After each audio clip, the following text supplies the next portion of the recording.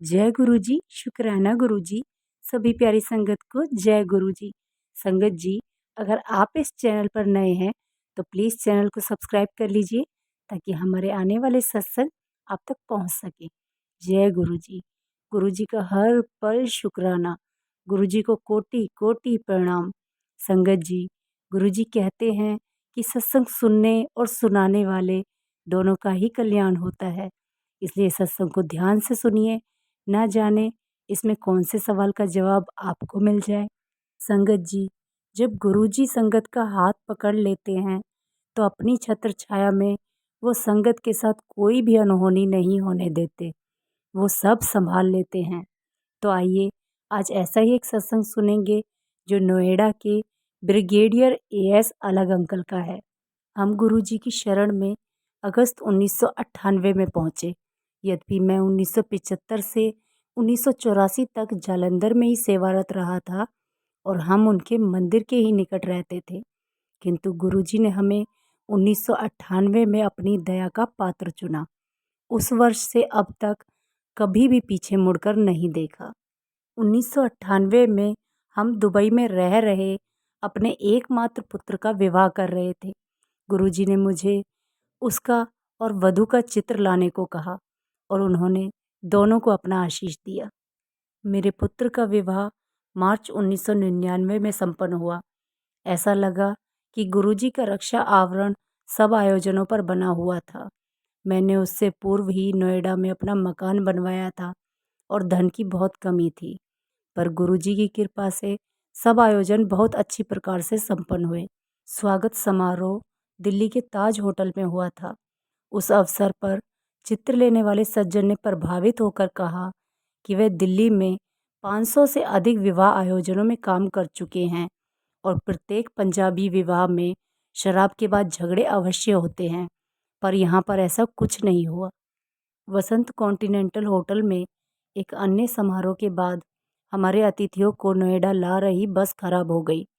महिलाओं ने भारी गहने पहने हुए थे और आधी रात बीत चुकी थी, पर सब सुरक्षित घर पहुंच गए।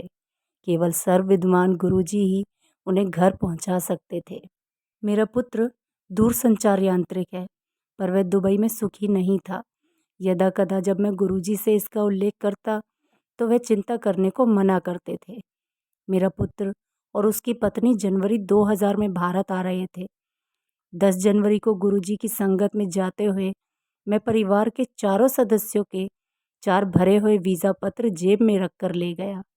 मैंने जब गुरुजी को कहा कि मेरा पुत्र और उसकी पत्नी अर्धरात्रि को दुबई से आ रहे हैं और अगले दिन प्रातः हम सब इंटरव्यू के लिए अमेरिकी दूतावास जा रहे हैं, तो गुरुजी ने केवल यही कहा, तेरा कल्याण कर दिता। वीज़ा मिलने की पद्धति भी पेचीदा थी। दूतावास के बाहर औपचारिकताएं पूर्ण होने के बाद अंदर पहले एक वरिष्ठ सलाहकार प्रारंभिक जांच करने के पश्चात एक इंटरव्यूकर्ता के पास भेजते थे। पंक्ति में मैं सबसे आगे था। मेरे पीछे मेरी पत्नी, फिर पुत्र और उसकी पत्नी थे। मेरी बारी आने पर मैंने चारों पारपत्र दे दिए। मेरे से प्रश्न किया गया कि क्या मैं श्री जेएस अलग हूँ। मैंने उत्तर दिया कि मैं ब्रिगेडियर अलग हूँ। उन्होंने फिर प्रश्न किया कि क्या मेरे पीछे मेरी मित्र खड़ी है। मैंने कहा कि वह मेरी पत्नी है। जिस प्रकार से वह अधिकारी बात कर रहे थे, ऐसा लग रहा था कि स्वयं गुरुजी वहाँ पर बैठे हुए हैं। क्या मुझे 10 वर्ष का वीज़ा चाहिए? उन्होंने फिर से प्रश्न किया। जब मैंने उनसे पूछा कि क्या हम चारों को 10 वर्ष का वीज़ा देंगे, तो उनका उत्तर हाँ में था। उन्होंने मुझे पहले नंबर की खिड़की पर जाने को कहा, जहाँ 10 वर्ष के वीज़ा मिलते थे। मेरे पुत्र के लिए यह असंभव था, पर हम सबको 10 वर्ष के वीज़ा मिले। उस दिन हम सब जब गुरुजी के पास पहुँचे तो उन्होंने कहा, हो गया काम। हमने उनके चरण स्पर्श किए। यह एक चमत्कार ही था। जुलाई 2004 में मेरा पुत्र अपनी पत्नी और हमारे पोते के साथ अमेरिका में रहने गए। उसे वहाँ पर काम मिल गया था। उन दिनों वह लॉस एंजलिस में रहते थे। सितंबर में मेरी पत्नी भी कुछ दिनों के लिए उनके पास रहने के लिए चली गई। गुरुजी के कथनानुसार मेरी पत्नी उनका एक चित्र सदा कार में रखती थी। उस माह मैं बड़े मंदिर में सत्संग के लिए गया हुआ था और जब मैं वहाँ से लौटा तो मेरे कपड़ों में गुरुजी की सुगंध आ रही थी। कपड़े उतारने पर भी सुगंध की तीव्रता बनी रही। प्रातः सोकर उठने पर नियम के अनुसार मैंने अपनी पत्नी को फ़ोन किया तो बेटे ने फ़ोन पर बताया कि उनके साथ बहुत भयंकर कार दुर्घटना हुई थी। एक चौराहे पर उनकी कार से एक दूसरी कार टकराई थी, पर वह सब सुरक्षित रहे। कार बेकार हो गई थी। मेरी पत्नी ने बताया कि हमारा पोता, जो कार के पिछले भाग में शिशु सीट पर बंधा हुआ था, उछलकर उनकी गोदी में आ गिरा। वह उसके साथ पीछे ही बैठी हुई थी। मेरी पत्नी ने भय के कारण बहुत देर तक अपनी आंखें नहीं खोली। अंततः जब खोली तो वह मुस्कुराकर उसकी ओर देख रहा था। सबको सुरक्षित पाकर उसने गुरुजी को धन्यवाद किया। अगली बार एम्पायर स्टेट में गुरुजी के दर्शन के लिए पहुंचने पर मैंने गुरुजी को पूरी घटना बताई तो उन्होंने मुस्कुराकर मुझे बैठने को कहा। उन्हें इसका पूर्वाभास था।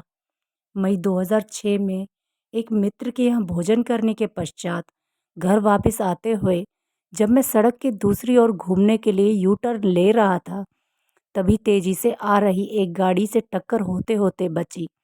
वह कार 150 किलोमीटर की गति से आ रही होगी।